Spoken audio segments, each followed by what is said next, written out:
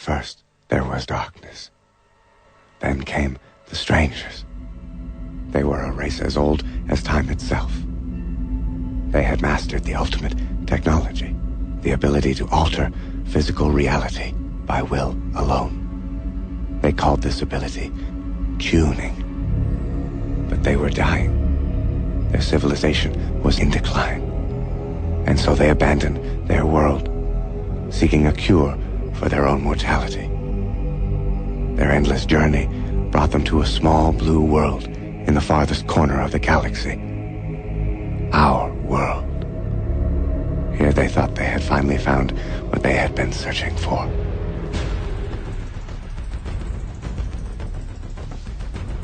Heresy shouldn't be this much fun, but it just is, my beloved truth seekers. Sure, the archons erode our cosmetic lives. Our senses are challenged to the point of painful insanity, and happiness often seems like something fleeting and temporal, which it actually is.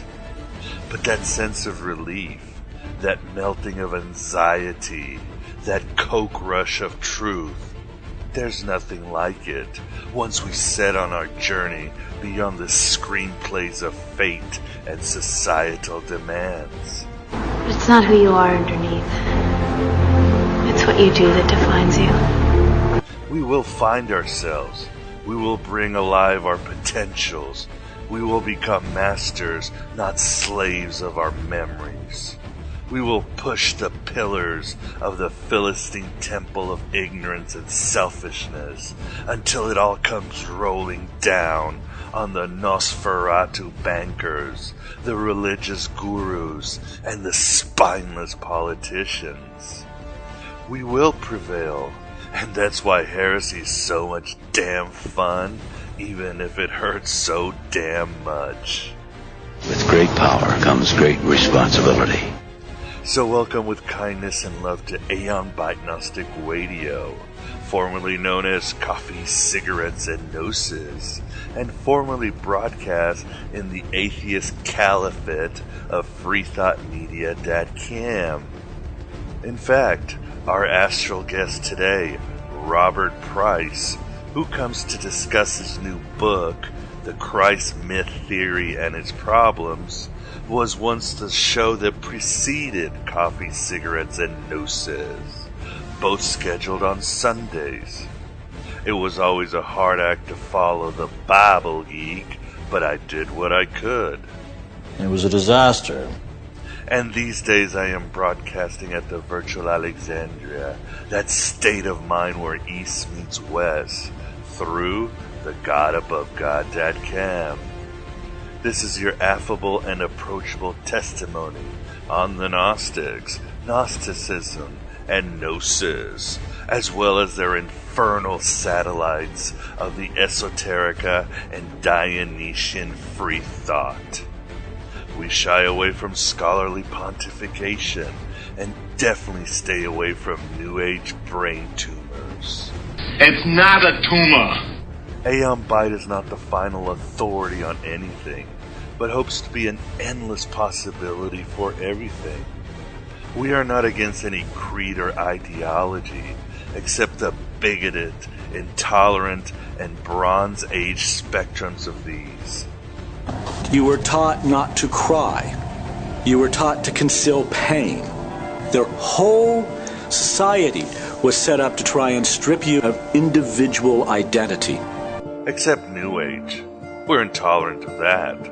Something to do with being in a tool shed with Richard Bach as a child. Wow, Jonathan Livingston Seagull looks like a purple snake, Mr. Richard. And then it happened with Deepak Chopra and Shirley MacLaine. Gee, Mrs. MacLaine, what do you mean I have to enter a womb to be reincarnated and...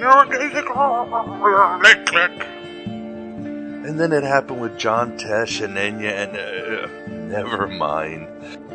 Never in the history of the world have the merchants of obscenity, the teachers of unnatural sex acts, had available to them the modern facilities for disseminating this filth. This show is for you and the traumas you need to slay.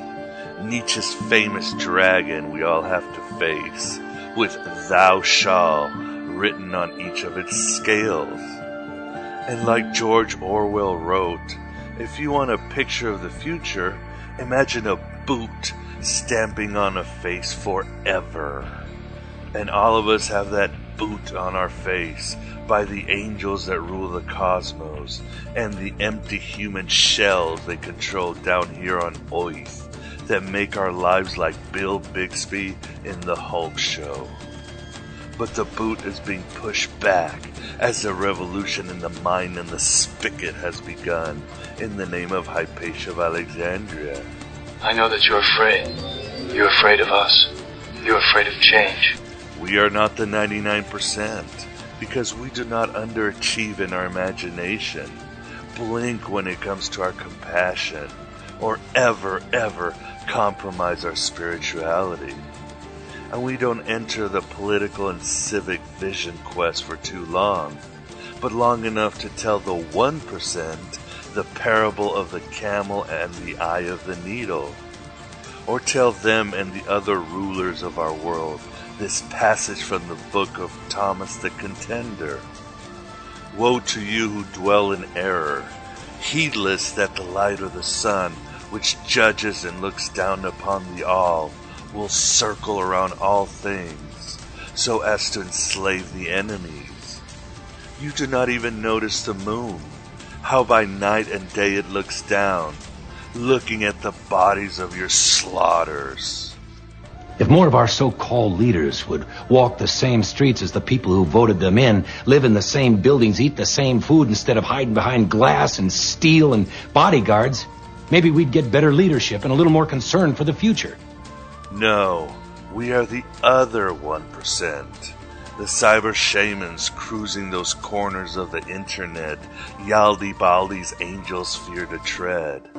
The timeless doubting Thomases sticking our fingers with intent to hurt the wounds of false messiahs. And the Icarus with our wings, not bound by earthly products, even if you get the second one free, but by the very substance of our dreams and hopes. Like Pablo Picasso once said, art washes away from the soul the dust of everyday life.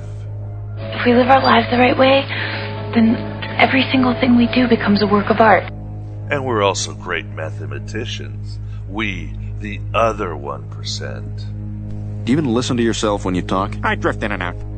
I am Abraxas, that terrible god above God as the ancients knew him, the chief archon of Basilides, that sanity-destroying manifestation of the pleroma as Jung understood him, that protective magic seal as Knight Templar Jacques Desmoulins used him, and that weird album cover as Carlos Santana envisioned him.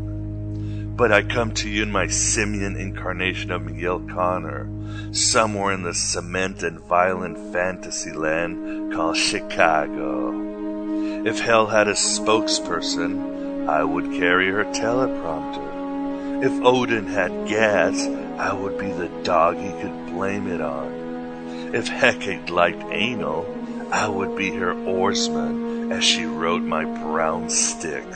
What you just said is one of the most insanely idiotic things I have ever heard.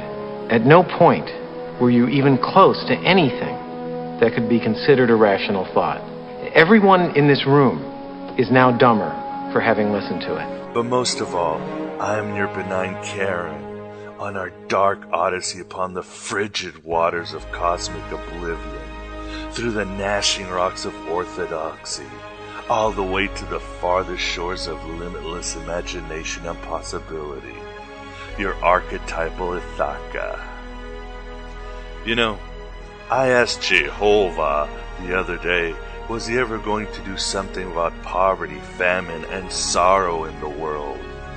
He turned around with his lion head, shooting electricity through his eyes, and asked me the same thing. Smartass. I am the Supreme Being, I'm not entirely dim. And then he uttered a poem by Herman Melville called Fragments of a Lost Gnostic Poem of the 12th Century. Found a family, build a state. The pledge event is still the same. Matter in the end will never abate his ancient brutal claim. Indolence is heaven's ally here, and energy the child of hell. The good man pouring from his pitcher clear, but brims the poisoned well. So you can give your heart to Jesus, but your ass belongs to God. But Robert Price has arrived at the virtual Alexandria to prove Sackless wrong, so all is well. Every time he honors Aeon by Gnostic radio, our task to becoming the primal man of light the Manichaeans spoke about gets easier. Beyond my favorite Bible scholar, Bob has one of the sharpest minds this side of Dexter and his laboratory. You would be a fool on the hill not to own all of his episodes at our store, my beloved Truth Seekers. On this Halloween or Samhain, or whatever name religions are fighting about, weekend, on our October 29th, the year of our Demiurge 2011, he comes again to discuss his new book, The Christ Myth Case and Its Problems. A Halloween theme indeed, since we'll be discussing the many masks of Jesus. I like to picture Jesus in a tuxedo t-shirt, because it says, like, I want to be formal, but I'm here to party too. Because I like to party, so I like my Jesus to party. Bob has published so many books, it would take longer than a Nephilim's orgasm to mention. But you can go to robertmprice.mindvendor.com to find out. You will discover a constellation of augurs and chakra opening articles, as well as where to find his edifying podcast, The Bible Geek, which I said started out at the same time as Aeon Byte many Artemis moons ago at freethoughtmedia.com, and I'm still one of its listeners. For the critical study of Christianity, the Bible Geek has no peer, even this little hobbit venture. But Bob and I are taking those rings of fundagelical apologetics to the Mount Dooms of literalism. And unlike Sam and Frodo, there is no homoerotic undertones. I think. Have you ever been in a Turkish prison? Anywho, since Christianity's inception, there have been accusations on the originality and historicity of Jesus Christ. Various camps, including some within the religion like the Gnostics, proposed Jesus was one of many Mediterranean dying and rising godmen who made the universe possible or held it together through some pre-cosmic scapegoating, or a patchwork mystery religion character from Old Testament tales, or a charged archetype of the Hellenistic hero, or all or a combination of these. Now, the Buddha figure, it's like that of Christ. Of course, 500 years earlier, you could match those two traditions right down the line, even to the characters of their apostles or their monks. Here is a quote from the 2nd century philosopher Celsus as he debated Origen on Christianity. Let's assume for the present that Jesus foretold his resurrection. Are you ignorant of the multitudes who have invented similar tales to lead simple-minded heroes astray? What about Orpheus among the Odrysians? Doubtless you will freely admit that these other stories are legends, even as they appear to me. But you go on to say that your resurrection story, this climax to your tragedy, is believable and noble? Though pleasing some people. That's just what Jesus said, sir! Although a carnal Jesus Christ won out in the end, the Enlightenment period resurrected these claims. Cats like Napoleon, Voltaire, and even Karl Marx gave much credence to the Christ myth theory, but kept it under their hats because a real Jesus, exposed as a country bumpkin, did more damage to the church. He's not the Messiah! He's a very naughty boy! And many atheists feel the same way today. They just don't like mythicists. The Christ myth theory has gained more weight in our modern times with the age of information. And of course the Gnostic Gospels have more than radicalized the traditional view of Jesus Christ. At the same time, academia is still in consensus of a flesh and blood and going to the bathroom Jesus. And the strong religious movements of John the Baptist, James the Just, and others cannot be denied. Bob, in his book and interview, presents us both sides of the mound of skulls in order to see if the real Jesus Christ will please stand up, or at least climb down from his cross. Go ahead, be crucified, see if I care. Crucifixion? Good. Out of the door, line on the left, one cross each. It's an exhaustive book, my beloved truth seekers. Bob even breaks down the entire New Testament, passage by passage, and ties it to an Old Testament writing, Greco-Roman champion, or godling of antiquity. When I say patchwork, when talking about Jesus, I mean it. Smells like mythicist spirit.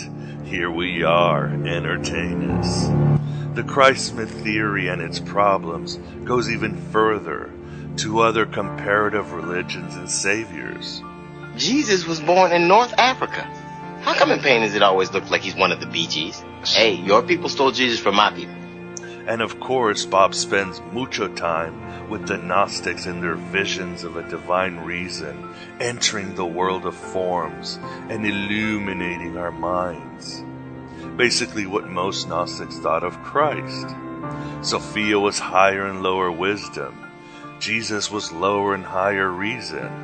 When it all worked well, then no false reality could stand, as we became one with our own divine twin, or higher self, or daemon, and began to see the outline of the pleroma, or fullness of the divine. That was part of Gnosis. 1,500 years ago, everybody knew the Earth was the center of the universe. 500 years ago, everybody knew the Earth was flat. And 15 minutes ago, you knew that people were alone on this planet. Imagine what you'll know tomorrow. I mean, when you think about it, Jesus has always expressed the state of our rationality, the collective unconscious, with or without the influence of Sophia. Jesus supports Occupy Wall Street because he's all for hacky-sack and communism and pitching a tent for Mary Magdalene. Jesus supports guns because ammunition is lost manna from heaven. Praise the Lord and pass the ammunition! Jesus is a revolutionary, a Hindu Brahman returned home, a space alien, a wrathful God, a merciful God. What should be in your heart, but also what should be in your wallet instead of capital One. Jesus is an Essene master, a Roman invention, a gay hater, a yuppie hippie. Jesus is everything in its opposites. Your tiny Jesus, your golden fleece diapers with your tiny little fat balled up fist pawing. He was a man. He had a beard. Look, I like the baby version the best. Do you hear me? In the end, Jesus is just a projection of ourselves until, like the Nag Hammadi library's trimorphic pretinoia, he's rescued from the dead wooden cross of human expectation by an avatar of Sophia. And then he's a projection of the infinite, like we all can be. What's going to happen? Something wonderful. Although I consider myself a mythicist, I really don't think about the historicity of Jesus that much these days. Reality is overrated, and it bites. And like the Gnostic-minded Alan Moore once said, all history is fiction. And as my friend James West says, look for the truth in history and your search will never end. But if you look for the truth in everything, your history never ends. Everything is backwards now. Like out there is the true world, and in here is the dream. If you're interested in the Christ myth theory, I would recommend any of the episodes and books by Acharya S. or D.M. Murdoch. Certainly any show with Bob. The Jesus Puzzle by Earl Doherty was a game changer for me. Our interviews with Derek Murphy, Hector Avalos, Jan Irving, and Timothy Freak are also good reference points for the Christ myth theory. And please download so you can support Aeon Byte Gnostic Radio. Every time you give sacrifice to the mass media, you strengthen the walls of the Truman Show neighborhood or the Dark City walls. And you make baby Sophia cry. As long as the Matrix exists, the human race will never be free. We are but one of many independent webcasters, not beholden to monolithic ideology, corporate sponsors, or media batias. And there are those who are working very hard to make it into a zombie paradise. Or at least an Amish paradise. If we independent podcasters evanesce, then truth will be murdered with hemlock disinformation, and will once again be frogs in boiling water. Bless you in the name of Ron Perlman's Jaws, for those who support Aeon Byte every week, and have spread the word made on flesh. This venture is completely non-profit. All money is invested back in the show, and to maybe buy Eddie Rabbit's greatest hits. I feel like I'm taking crazy pills! So please support Aeon Byte. But enough of my drivel. The mighty Robert Price to discuss his new book, The Christ Myth Theory and Its Problems. And I should mention the interview was conducted on October 21st, when Harold Camping screwed the Apocalypse pooch again, hence our jokes, and that there were a few archons on Skype, probably because we were resisting the rapture. So I apologize for that in advance, my beloved truth seekers. Did you ever see this Jesus of Nazareth after he came back from the dead? I mean with your own eyes. No, but I saw a light that blinded me, and I heard his voice. You're a liar. I don't care whether you're Jesus or not. The resurrected Jesus will save the world, and that's what matters. Those are lies. You can't save the world by lying. I created the truth out of what people needed and what they believed. If I have to crucify you to save the world, then I'll crucify you. The Lord of Hess, the stranger from the manger, the hardest working man in the actor list. Give it up for Jesus! This is the Aeon Byte interview, and with us we definitely have the pleasure of being joined by one of my favorite Bible scholars, Robert M. Price, to discuss his new book, The Christ Myth Theory and Its Problems. How are you doing today, Bob? Oh, great. How about yourself? Just fine. Like we were talking, I'm glad we didn't get raptured today. Oh, yeah. You know, my theory is the rapture did happen, but nobody, including camping, was good enough to be caught up. Oh, well, here we are down in the Canoma again. Oh, yeah. So, Robert, for the listener who might not be familiar or that familiar with the Christ myth theory, could you briefly explain it? Yeah, the idea is that if you look closely at the Gospels, especially, but really, well, and the epistles, you get the idea that the epistle writers did not know of a historical Jesus, but tend to speak of a Savior with no mention of miracles or teaching or anything like that, who was put to death somewhere, somehow, by evil angels, the archons, the principalities and powers. and that he rose from the dead and is seated at the right hand of God, but none of that even implies an earthly sojourn. One place in Philippians even says that he was given the name Jesus after his victory. So seems very odd to imagine that the Pauline or any of the other epistles were written by someone who believed in the Jesus in the gospel stories. But then when you look at them, I find a number of odd things that virtually every story, I can think of one exception maybe, is so much like stories from the Greek translation of the Old Testament and a few from Homer, that you begin to think, what's more probable, that a man did all these miracles and died and rose from the dead, or that somebody was rewriting well-known stories? And the sayings attributed to Jesus, critical scholars for a long time have been saying, well, there's a problem with this one and that one, and this sounds just like the rabbis, and this sounds just like the cynics and the stoics, and it's difficult to come up with anything that would have to be attributed to such a person. Then you realize that there's no neutral or secular information about this alleged life, that the whole thing follows what's called the mythic hero archetype, the initiation, healings, being put to death on the top of a hill, uncertainty as to where the body is, appearances to his followers after death, ascension into heaven. And you think, wait a second.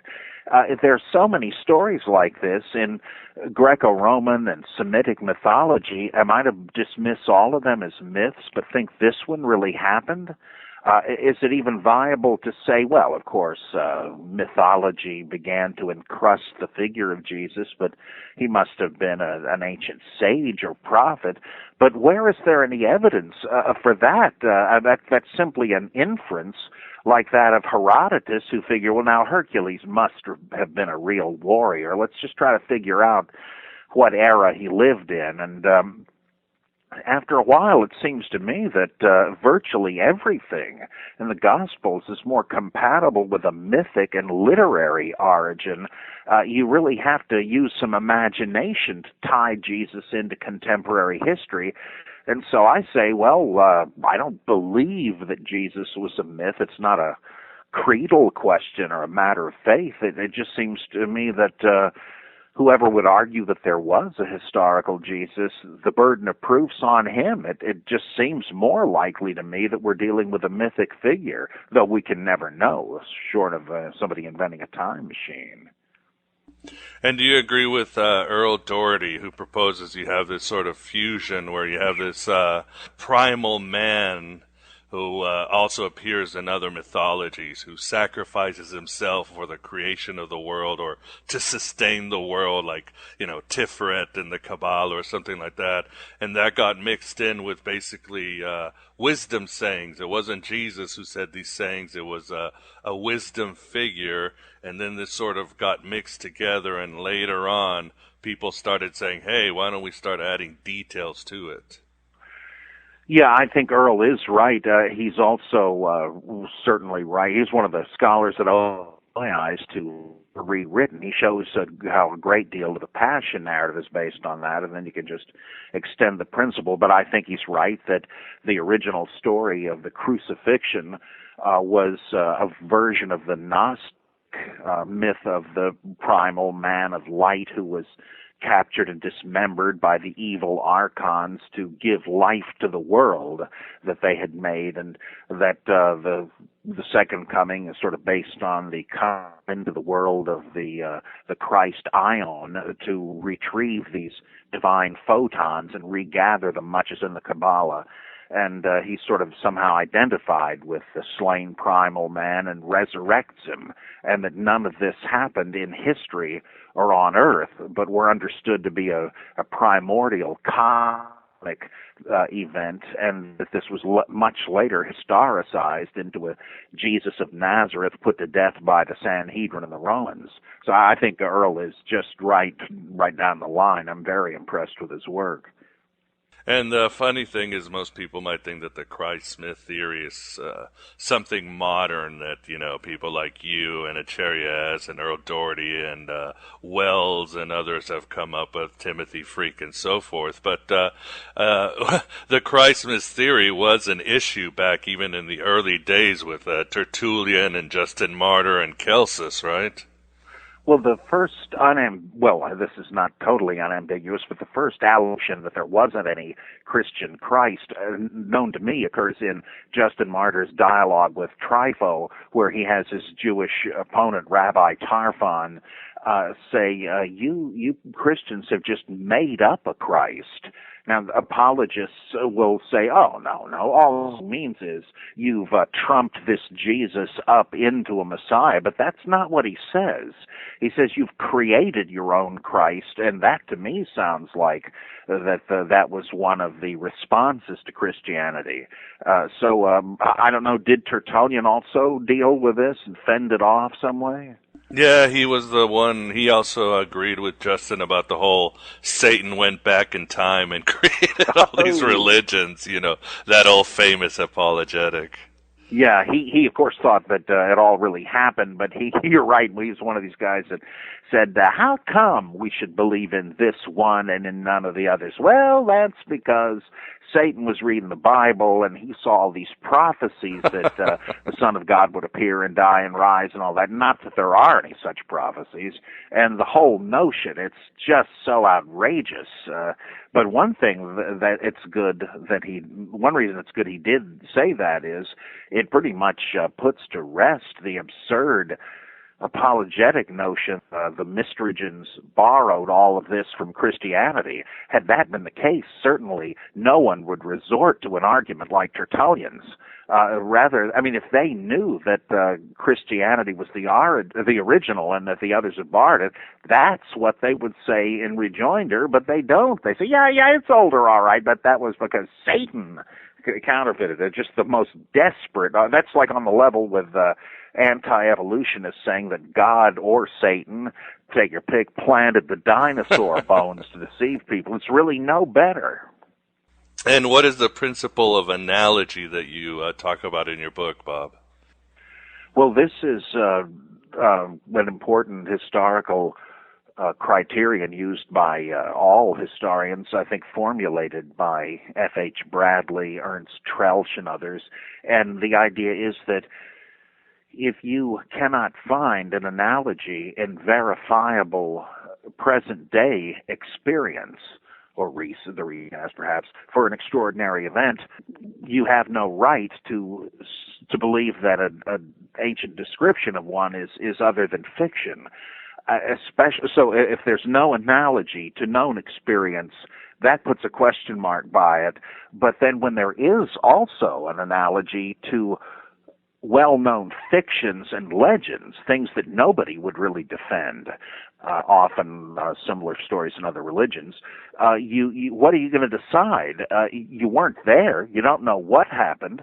Best you can do, make a probabilistic judgment. Well, this looks more like these myths than like anything in history, so what do you conclude?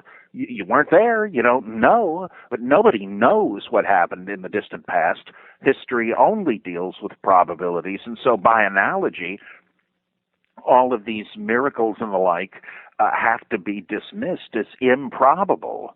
Doesn't mean you have a bias against the supernatural. Heck no. Like Bultmann, Rudolf Otto, and others said, there are odd events that still happen, mind reading, healing of the sick, spontaneous remissions, exorcisms. You can see instances of these things happening. How they happen, another matter, but that they happen, that's pretty clear. And some of the gospel stories look like those, and you don't have that much of a problem saying they may have happened. So analogy cuts both ways. If take a second look at the ascension narrative or something, but of course that's imposture. They can't prove it, but that's the way it works. If you could show an analogy. Well, one other thing. When people hooked up Hindu yogis to biofeedback machines and so forth and found, hey, these guys actually can do what they say. They can lower their body temperature and still their heartbeat. because they've concentrated enough on it to gain mastery over autonomic nerve functions. What do you know? We used to think that these stories about the yogis were legends. I guess they're not. Though the ones that say they could bilocate and run like the Flash at 100 miles an hour, well, still going to have to, or even comic books, and have to be dismissed as improbable. Do we have, I guess, on the other hand, a comparison in another religion of a figure being a patchwork character built from older holy writs, or is Judaism unique in this regard? I think we do have such things. I think of the Jainist founder Mahavira or Vardhamana. It's pretty clear that elements of his hagiography or saint's biography was borrowed from that of Parsva, who was a previous one. And many of the same themes appear in the biography of the Buddha. In terms of sayings and the like, Jacob Neusner has shown that in the Mishnah, there are several sayings that are attributed in different documents to different rabbis, and he concludes nobody really knew who said them, but just sought out authoritative names to anchor them.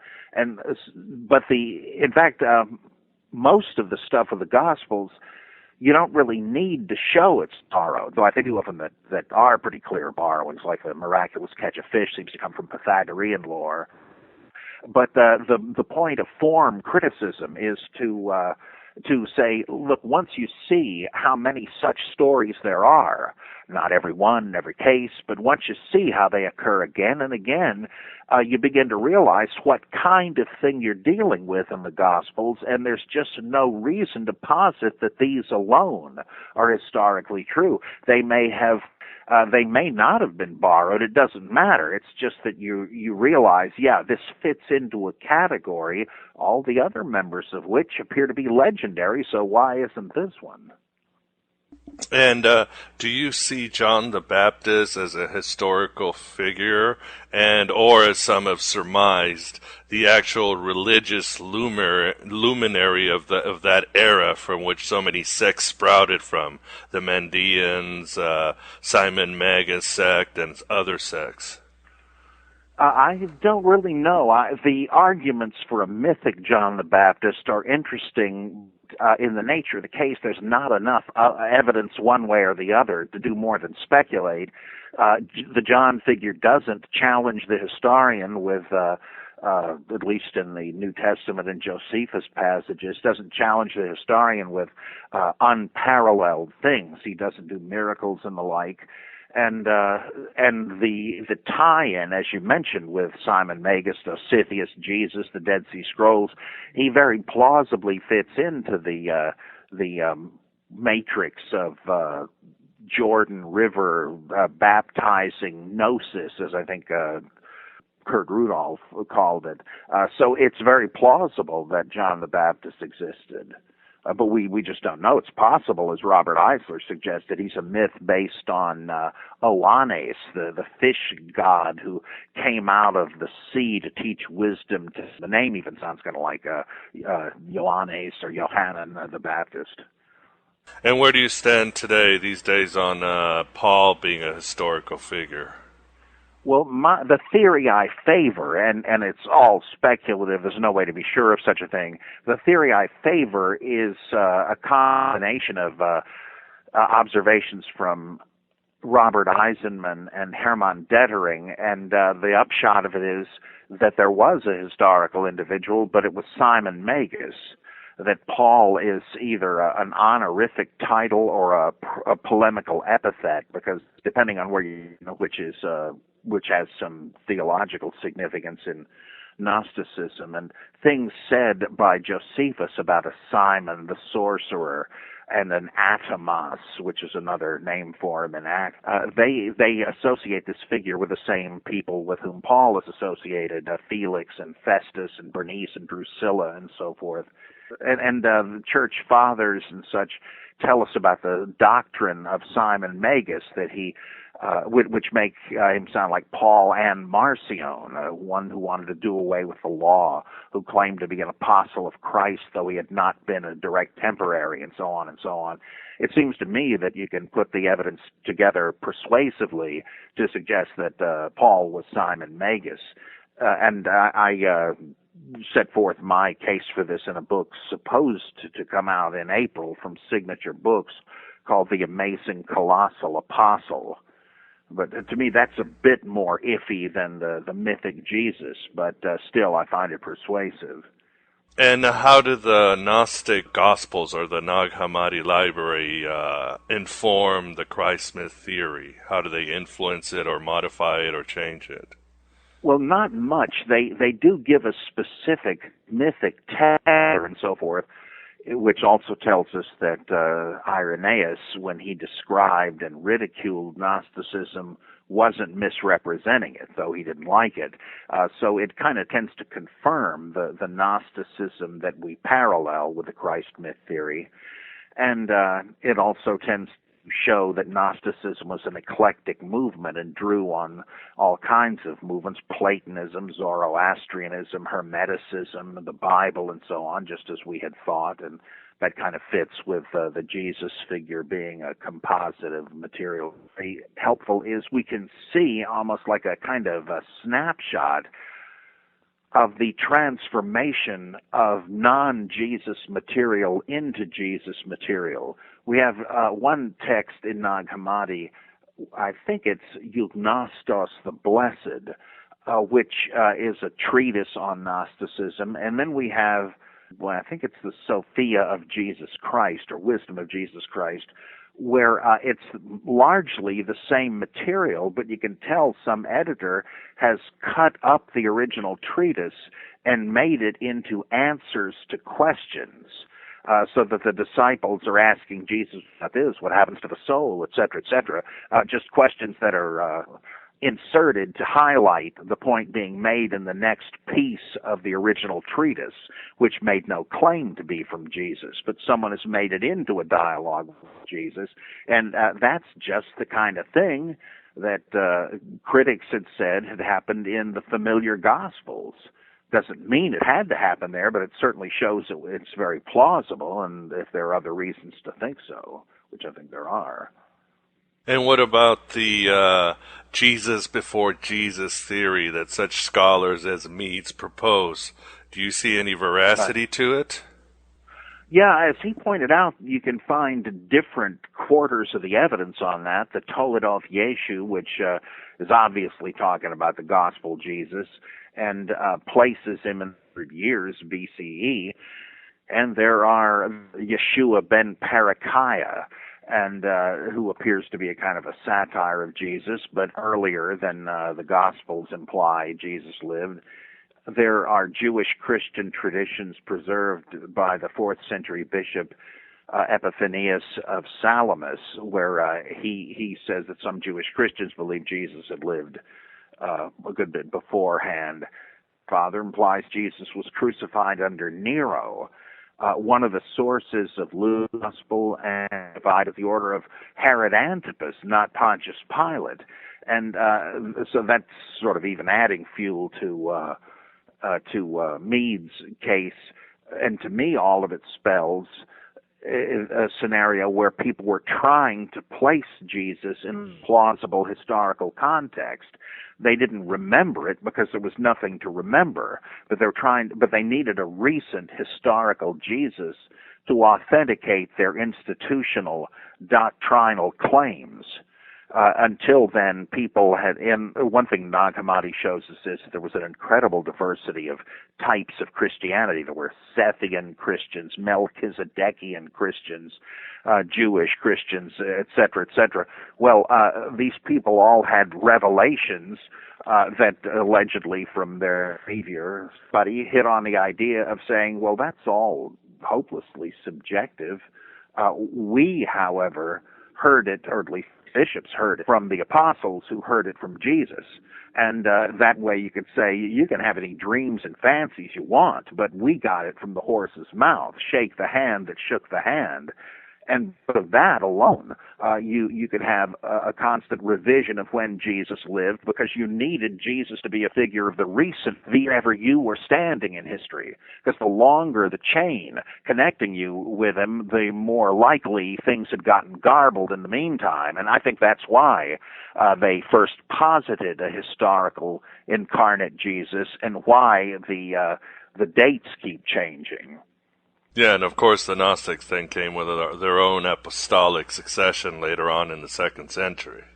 Yeah, I would assume they either got the idea at the same time or were like the 100th monkey thing, or once somebody mentions it, others say, yeah, that's a good idea. So yeah, Valentinus was taught by Theodotus, the secretary of Paul, and Basilides was taught by Glaucius, the secretary of Peter, so there. Of course, that could be true. We have no idea. And some scholars include astrotheology as part of the Christ myth, but your book has no mention of it. Do you see astrotheology as not a strong enough pillar? Yeah, it's not that I think it's implausible, and I think that you can use that sort of scholarship to show that many of the Genesis characters must have been originally constellations and heavenly bodies and such.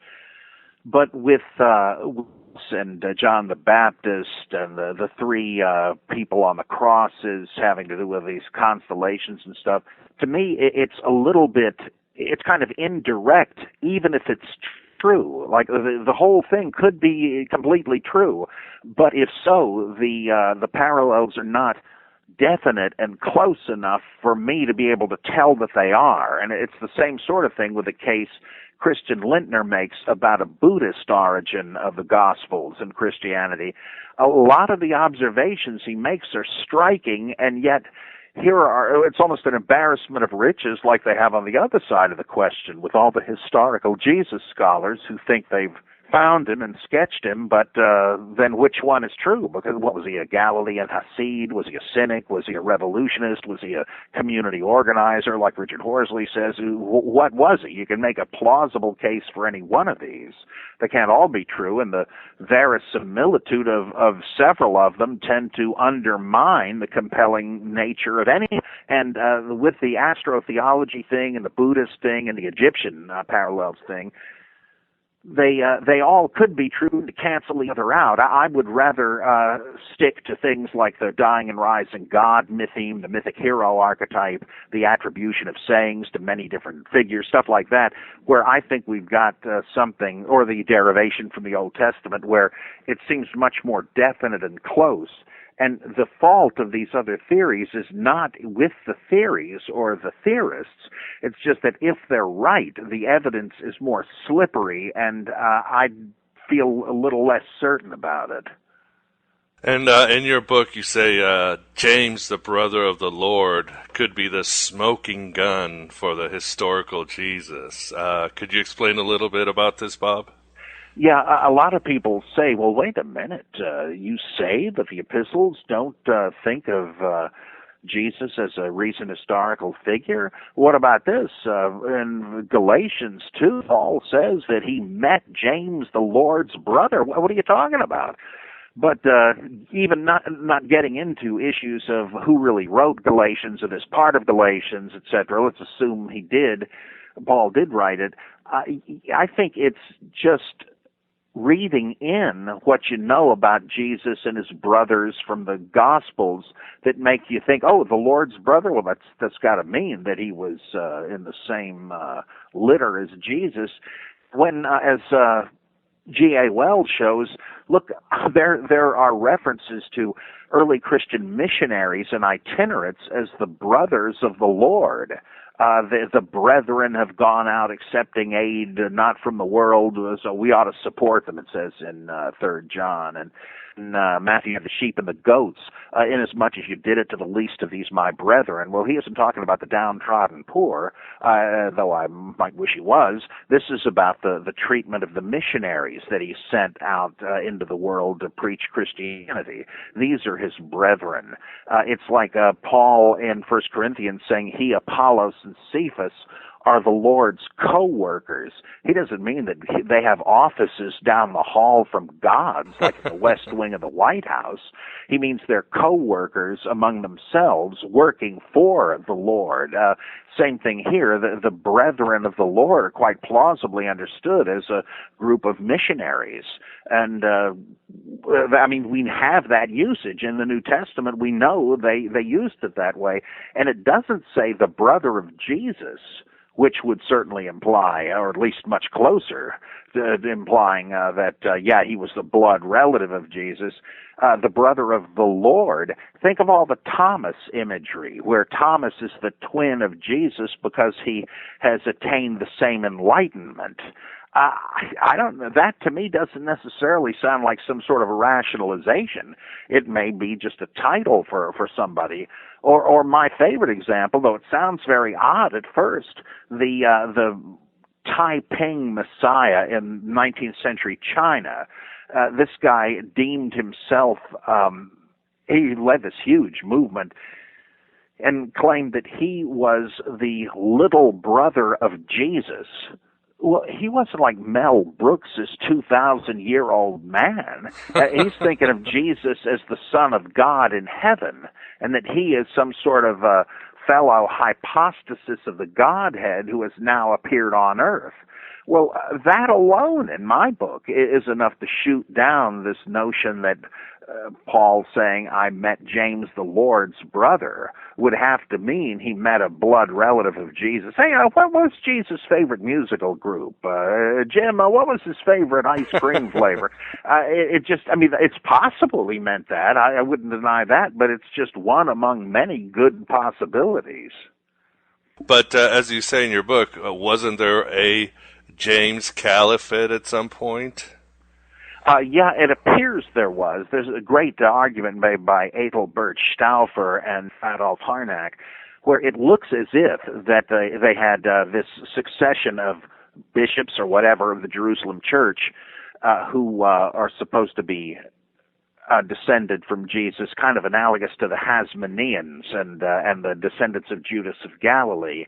And to me, that is the single strongest argument for a historical Jesus. It's the same sort of thing you have in Mormonism and the Baha'i faith, where the brother is the closest and he takes the throne, political or spiritual or both. Because we're told in early church documents that James the Just was the brother of Jesus, and though they quickly began to backpedal and say, well, no, really, kind of the half-brother or the foster brother and all that. And then after him, Simeon Bar Cleophas, another one of the brothers, again, just like the Hasmoneans. And that does, by the principle of analogy, that does make it sound like there was a Jesus who was some sort of revolutionary figure who came to a bad end. But on the other hand, the problem with that, well, let me say, not a problem, but a viable alternative view of it is that James the Just had his own successors, and he may have been like John the Baptist.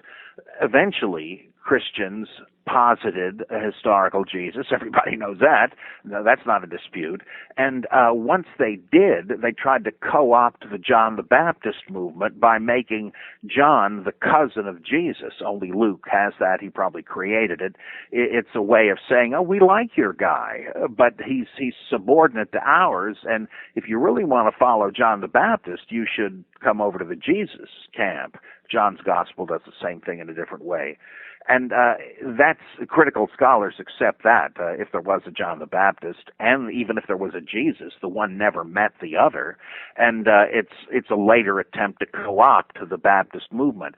Well, my guess is that Eisenman is right, and that James the Just, James the Righteous, was the teacher of righteousness of the Dead Sea Scrolls, and to make him the brother of Jesus was another Christian attempt to co-opt a related movement.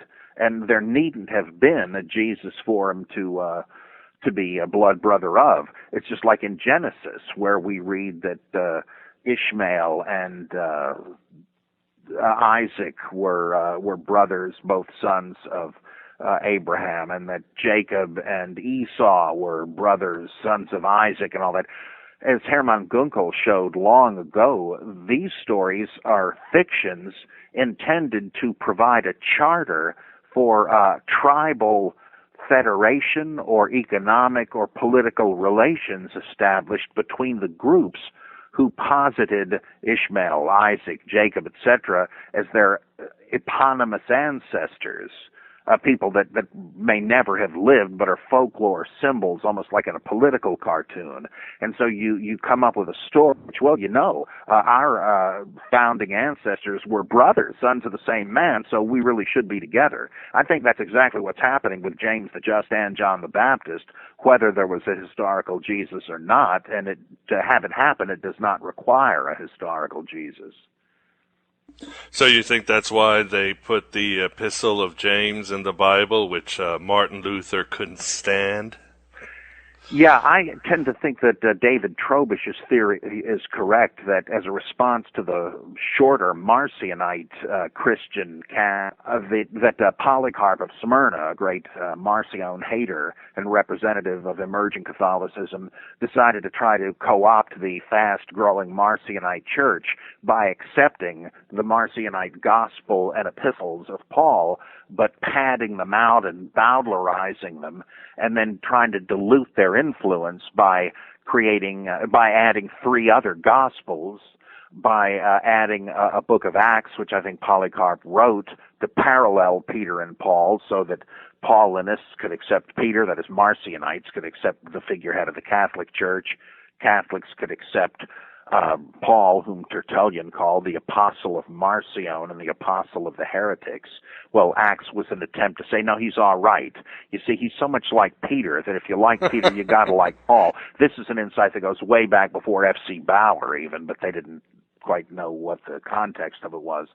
Then we've got lots of these epistles of Paul. Tell you what, let's pad them out, and let's add these 3, 1st and 2nd Timothy and Titus, to act as a guide to how to interpret all the others in a Catholic direction, not a Gnostic one. And again, to dilute Paul, who was the apostle for Marcion, let's see if we can come up with some other epistles. They had to scrape the bottom of the barrel, obviously, to get the Catholic epistles. They've got good stuff in them, but they're relatively insignificant. And you see, Paul wasn't the only apostle. Now, these books are either anonymous, like the so-called Letters of John, or pseudonymous. Every critical scholar knows that. Or we don't know who they were supposed to be. James and Jude, very common names. And so Polycarp apparently decided to name them according to characters he had mentioned in the book of Acts. And so he makes them into apostolic counterweights. You know how they're talking about Herman Cain and Rick Perry and Ty Rom. These guys were to be the anti-Pauls within the same stable. And so I think he's right about that. And that's what James is doing there. John, Peter, and Jude are supposed to take to distract. What is it? To counterbalance the elephant-like weight of Paul in the canon. It's more than you asked, but I tend to think you can't answer these things simply, unfortunately. Yeah, it's very interesting that in the Bible there is so many similar and so many few names. Was this an accident, or are we talking they're sort of breaking up different characters into different places? Well, it's quite plausible that it is simply they had a number of names they used to death, just like in the Muslim world, every other guy is named Muhammad, and if not that, Ali, Hassan, or Hussein, because they're very important. It's the most common male name in the world.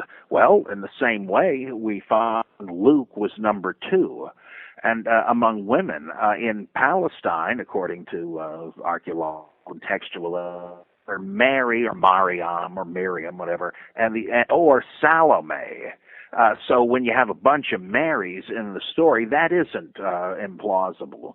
On the other hand, and this is often what you're stuck with, an embarrassment of riches, things that where you've got 2 different views you can't really decide on. They both make sense. Well, in this case, as Robert Eisenman suggests, there's reason to suspect that the shifting and changing lists of the 12 disciples are really built up from the shorter list of the heirs or the pillars, the relatives of Jesus.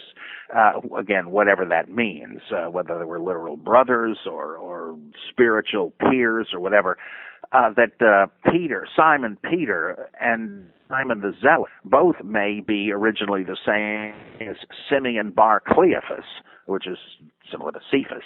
Then James, who have you got there? James the Just, James son of Zebedee, James of Alphaeus, and so forth. I mean, the Catholic Church and the Protestants differ over whether one or two of those guys are the same even now. Judas Iscariot, Judas not Iscariot, Judas Thomas, Thaddeus. These guys may be, or Bartholomew, Bartholomew originally. That may be another version of Thomas.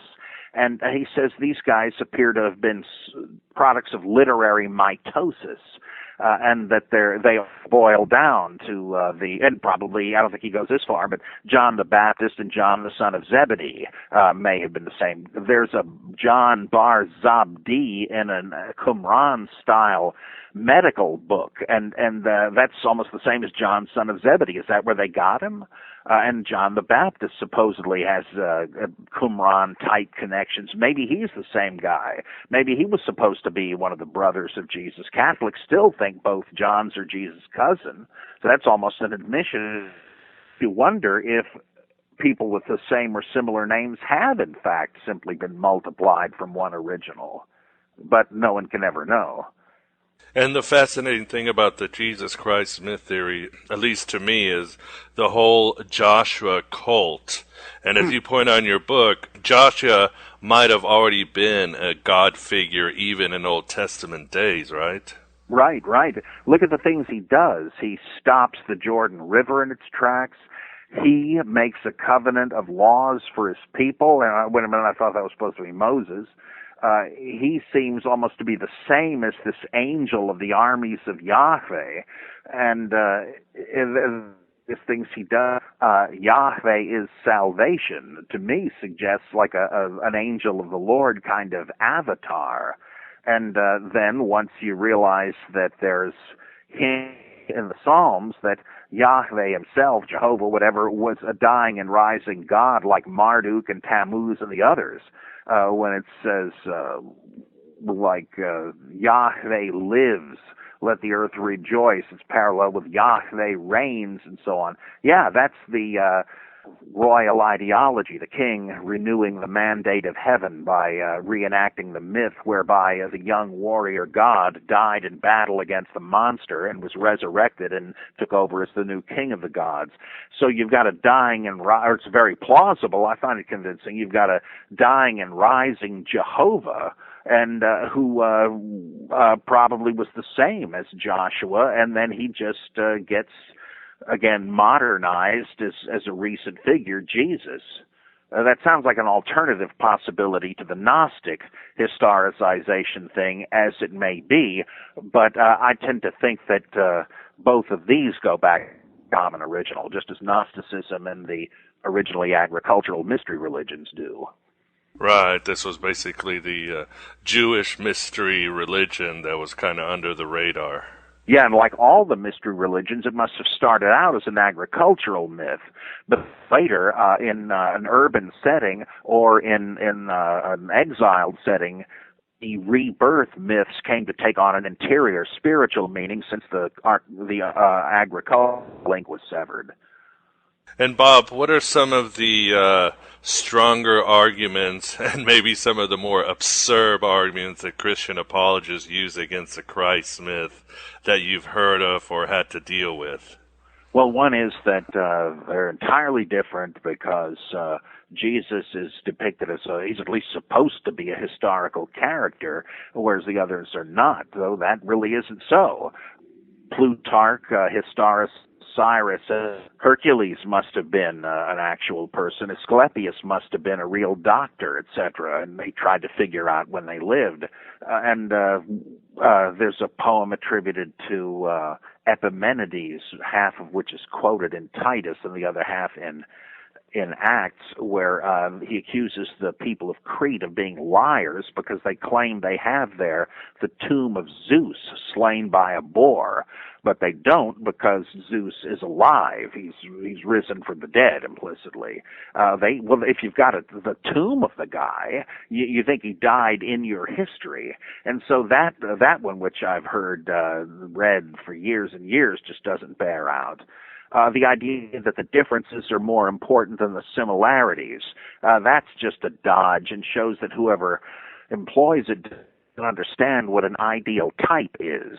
This is a failure of the people that now argue there was no such thing as Gnosticism. You might as well argue that there's no such thing as Presbyterianism or Buddhism, because the idea is that an ideal type is a kind of textbook model of whatever phenomena you're studying, and it just clusters the common features and uses the resulting picture as a kind of yardstick to measure all the individual phenomena again in order to understand why they differ. Once you see where they agree, then you're in a better position to explain why, like Buddhism. Is it a religion? Well, does it have a god? Don't religions have to have gods? Well, almost all of them do. But this, in every other respect, appears to be a religion, so you say it is, but then you ask, now, how did this one come to be non-theistic? And so the use of ideal type presupposes that there are differences, but the seeing what unites them is the best way to understand the differences. Now, you've got people saying, well, there was no dying and rising God myth. Jonathan Z. Smith claims this. That's just ridiculous. They say, well, because the stories are all different. Yeah, big news. That you expect that. It's just that you can't deny these striking similarities. What do you make of them? They're either borrowings from one another or just the same sort of thing that comes up again and again in the religious imagination. So that's one. Or Jack Kingsbury argued that, let's not use the Hellenistic idea of the divine man, the theos aner, to explain the Christology of Mark, because when you actually look at these figures, Apollonius of Tyana, Pythagoras, etc., there are all kinds of differences. Yeah, we know that. You're just hiding behind that. And that's used all the time, and it's just methodologically stupid. I'm ashamed to admit on the behalf of scholars whom I otherwise respect. And then, of course, the thing where Satan was counterfeiting the resurrection in advance, or C.S. Lewis's Jungian idea that, well, all right, it wasn't a counterfeit. God sort of put in the hearts of the ancient pagans an intimation of what he would eventually do. They knew they needed a dying and rising savior, so they kept making them up. And then one day, bingo, is not an evidential argument. So that's another one that's a howler. And then, of course, there's but there's not enough time for a myth to grow up. What do you mean, enough time since what? The death and resurrection of the historical Jesus? You're just begging the question there. Christ's starting point for it. And so there's a lot of question begging. Really, virtually all of them are question begging. Or the worst, the one that I hate the most, I think, is the one that evangelical apologists use, and William Lane uses, that Bart Ehrman uses. Oh, nobody thinks this. Well, I guess I don't count. I guess several other scholars don't count. Oh, no, the consensus is. You mean the consensus of Christian scholars who teach at seminaries? It's not too surprising they might not be able to think out of the box on this one, but even if they could, that just doesn't matter. Should Copernicus have said, well, it makes sense to me that the Earth is orbiting the sun, not the other one, but I'm the only one that believes it, so I must be wrong. It shows such a naivete about the succession of paradigms in science or history or whatever. Yeah, somebody notices something that most have not noticed and makes the best argument, and eventually they may wind up like the guy, whatever his name was, that came up with continental drift. They may eventually say, whoops, he was right after all. You just can't say by taking a nose count. But, Bob, do you think maybe a lot of it has to do with maybe job security? Independent scholars. Well, I know G.A. Wells he went out on the limb, but if Jesus becomes accepted as a myth like Hercules, well, a whole infrastructure collapses, doesn't it? Well, ironically, it seems to me that the Jesus people are worshiping is really a kind of dogmatic cipher, a function of their theology, a genie they conjure up out of the Bible, and to them Jesus really is a literary figure, but almost tangentially, they have been told they have to believe he really existed and did this stuff. I don't know that it would make much difference if they hadn't been taught that. If people came to believe that it was, in fact, a non-historical myth, they might leave the church in droves, though I don't think that should be the issue. But in terms of scholars, do they know better and don't dare say? I know that's the case with many pastors who just don't believe in God or whatever, but can't really see themselves unable to feed their families, and I have to have sympathy for that. They just feel like I'm afraid I have to compromise until I can do something else. But I think at the Jesus seminar, there were people that Bob Funk, for instance, had known for years as colleagues, and we all knew they believed the same things that we did, shared the same critical approaches, and sometimes even came to the meetings, but then in public would say, oh yeah, those Jesus seminar people are lunatics, they're fringe weirdos, and you knew they had to be just covering their butt. So that does happen, sadly, but again, it's just an interesting speculation because you do have to deal with the arguments. It doesn't matter what anyone's motivation is, but if you find that the same bogus arguments are always used, you do begin to ask, how do I account for this? And this is very likely the reason. Well, I think that's all the time we have today, Bob. I'd like to thank you very much for once again honoring Aeon Byte and discussing your new book, The Christ Myth Theory and Its Problems. Oh, well, the honor is all mine. I appreciate being invited. Anytime, and we hope to have you on soon. And good luck. The day's not over. You still might be raptured. Oh, hallelujah. Can I get a witness? Yeah. Practice your hymns. Yeah, and then the hymn I'll be practicing then is, hey, you get off of my cloud. That's a great one. All right, Bob. Well, thanks a lot, and we'll talk to you soon. Okay, bye-bye. Every time I look at you, I don't understand why you let the things you did get so out of hand. You'd have managed better if you'd had it planned. Why did you choose such a backward time?